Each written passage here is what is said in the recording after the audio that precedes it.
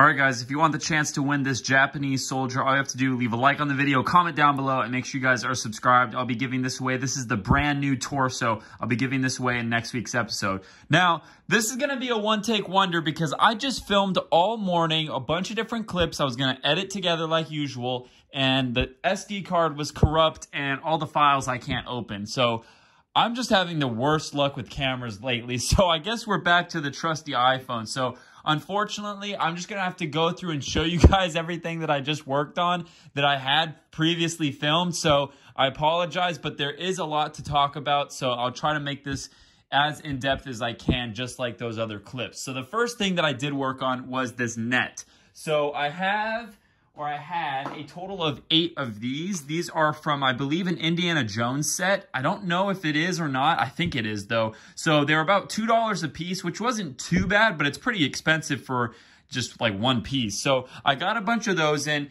and I wanted to have it a little bit wider than just one net. You can see how if I just like temporarily hang that there, you can see how that's not very wide. This one's a lot wider like this. And since we have such a big face, I think the wider one looks more realistic.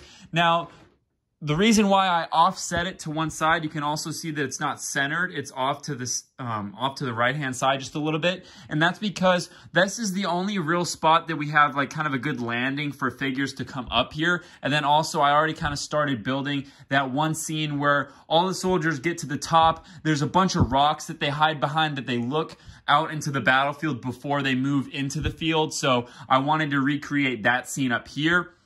Now the question was, how the heck did I join these together? And I talked about this in my deleted clips. If I ever find the clips, I'll probably post them. But we've got all these nets. How do we bind them together? I thought, you know, we could super glue them. We could use little, I don't know, little thread and like tie them together. But what I ended up doing was I used some little black zip ties. And it's really hard to see because I flush cut them. So there's really not a whole lot exposed. I think I still have...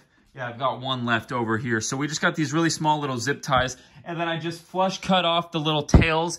And from a distance, you can't even tell that it was zip tied. I bet you guys in the beginning of this video clip didn't even see that they were zip tied together. So they are pretty well hidden because they are black and it all blends in there. So I think they look pretty good. So I think you guys are okay with that. So let me know what you guys think of that. And then I do have the option to make this go down a little bit further. I do have 2 more of these as Desmond Doss proceeds to fall. Let's see if we can get him to hang back up there. Just barely. So I was thinking it would be kind of cool to have a bunch of figures down here and then maybe have like a ladder going up or something. I don't know. I think that would be kind of cool. And then another thing is, I think we're going to have multiple Desmond Doss figures on this mock. And the reason being for that is if we focus the whole mock around him, the mock would be pretty boring. There wouldn't be a whole lot of figures. And it would basically consist of him being like right here, just like lowering wounded soldiers down. So I think it would be best if we have maybe 2 or 3 of him in different scenes. So I think one of the scenes could be him up top lowering soldiers down. I'm not sure how we're going to do that. Maybe get some of the Lego winches and have like the Lego gurneys, and we could have those like being lowered down. That could be cool. So that would be one scene. Another scene I think would be cool to have him actually like in the front lines, like hiding or pulling a soldier back to this kind of main point. That could be cool. And a third one could be maybe him when they all show up with a bunch of figures and they are looking up at this hill. I think that could be really cool too. So there's a couple different scenes we could do there. And yeah, so that's all I can really think of with Desmond Doss. So I'm curious to see if you guys are okay with that. I think it'll be really cool to have multiple scenes from the movie instead of just one.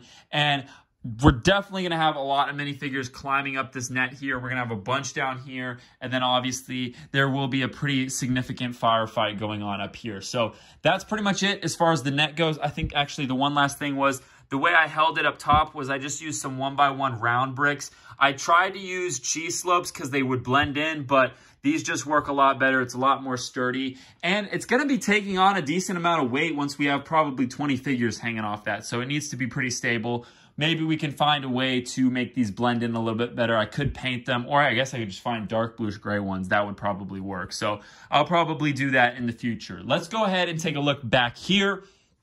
This is something I wish I had the clips for, but you guys can go back to the last episode and see how it looked before all of this. So basically what we have going on here is we've got all these rocks. Let me move this bin so you guys can see. Maybe this will give you a little bit better of a before and after. So we have these outlines of these rocks. And then what I did was I filled them in with a combination of 2x4s, 2x2s, 1x2s, all in dark bluish gray. So pretty much all of these are completely solid. So it's really sturdy, really easy to build on. The only thing is this section of the mock back here is not the sturdiest. It is pretty much just supported, just bare bones, just enough to keep this supported. You can see it flexes quite a bit. But luckily, since it's open, I was able to reach one hand in here and support it while I pushed down and built bricks on top. So that was really nice. So we've got these rocks. I worked on these three. These two are completely done. So what we did was we added some 1x3 slopes, some 1x1 cheese slopes, some 1x2 slopes, just a combination of a bunch of different slope pieces here. And we just kind of rounded them off and made them look nice and smooth. And then this one is obviously a lot bigger. I think what I'm going to do is go one more brick taller on this. I think it needs to be a little bit taller, not too tall. I don't want these to be like giant mountains, even though that might be actually kind of cool. I don't know. I was thinking of that maybe for this one. Do this one really high up. Maybe not that high, but, you know, high enough that we could have a bunch of Japanese soldiers like having like a meeting back here or something. I don't know. I think that could be kind of cool. So this one definitely is not done yet. It needs to be a little bit taller, and then we need to smooth it out once we're done with it with some tiles and cheese slopes. But then another thing I started to do was I wanted to add some color just to kind of start to visualize how this is all going to look. So I went ahead and I added some grass stalks, some bamboo. Once again, this is not done. This is just like the first little, you know, iteration, if you will. So I wanted to add just a little bit of color. So that's what we did. And then in my last deleted clips that are now corrupt, I talked about how we really needed a fourth color because we have all this dark bluish gray, we have all this tan, and then we needed, or then we also had the green, and we needed something else. So I look over here and I reminded by myself that I needed to add some dark tan, maybe some olive green, something like that. So we went in and we added all this dark tan, and we added all of this. And I mentioned how it's a lot easier, and I've told you guys this before, is to, when you don't have any detailing, this is if you're doing this kind of textured technique.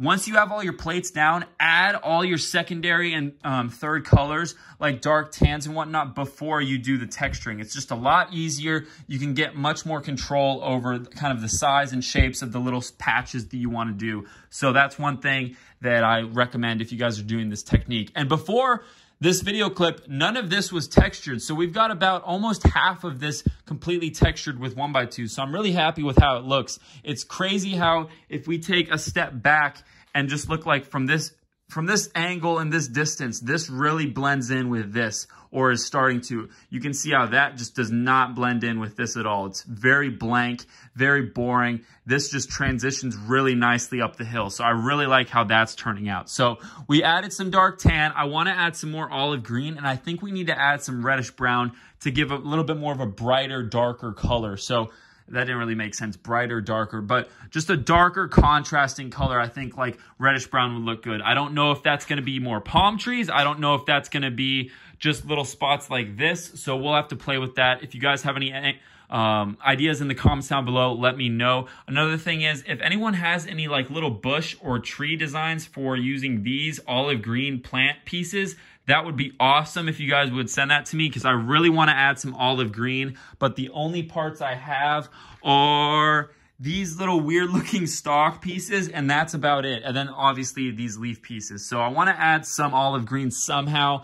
I just don't know how to do it, because I can't really just set these leaves on the ground. That looks kind of dumb. So I rather do something, I don't know, like a bush of some kind. I wish they made that piece in olive green. That would be awesome. So I don't know. I'm curious to see if you guys have any suggestions, but I really do like how it's coming out so far. So I think next week we're going to work on continuing this, and then we'll also work on some minifigures. Now, one thing I didn't mention at all is these minifigures here, or the torsos at least, are on the website right now. So they released this past Friday. So we have all these American torsos and Japanese torsos here. And we also, I started selling the Japanese head wraps. So if you guys want these are little cloth pieces here that you guys can use on your Japanese soldiers, and they make them look awesome. So this is a BrickTactical helmet here, and you just put it underneath the helmet on the stud, and it looks awesome. And then we also are actually selling these two figures here. So we have a just generic Army rifleman and a generic Arasaka rifleman there. So we've got these two,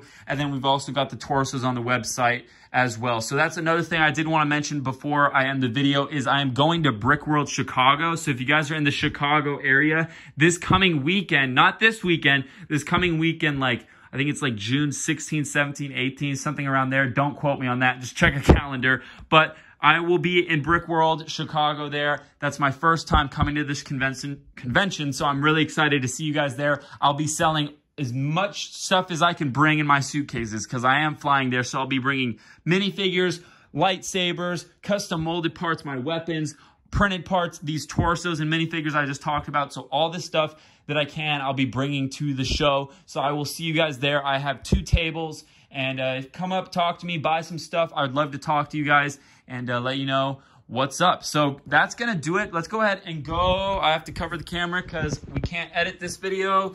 We're going to go over and pick the giveaway winners from episode, I believe this was 37. So let's go ahead and, okay, I found this one on the deleted clip. So I'm just going to do the same winner because I think that's fair. So Pershing Productions 123. In this video, we were talking about the skin tone of the minifigures, and we were going to do light flesh, but he mentioned how he thinks we should do light flesh instead of yellow because it will look like the Simpsons went to war if we went with yellow. So I appreciate the comment and the feedback. Pershing, all you have to do is go ahead to my website, BrickTactical.com, shoot me an email with your name, address, zip code, all that good stuff, and then a screenshot of you logged in. And if we go back over here, we are going to end the video there, guys. So I'm sorry once again that we don't have all the little clips like we usually do, but I actually think this video is going to be better because it's a little bit longer, a little more informative, and I kind of remember what I had to talk about. Other than you don't kind of get to see the progress. But if you guys want to see that, you guys can look back at the last episode. Or, like I said, just picture this, and now we're here, and then also with the nets and the minifigures and all that good stuff. So I'm going to end it here. I will see you guys at Brick World this coming weekend. Check out my website if you guys aren't going to Brick World, BrickTactical.com, and I will see you guys in the next video. Peace out.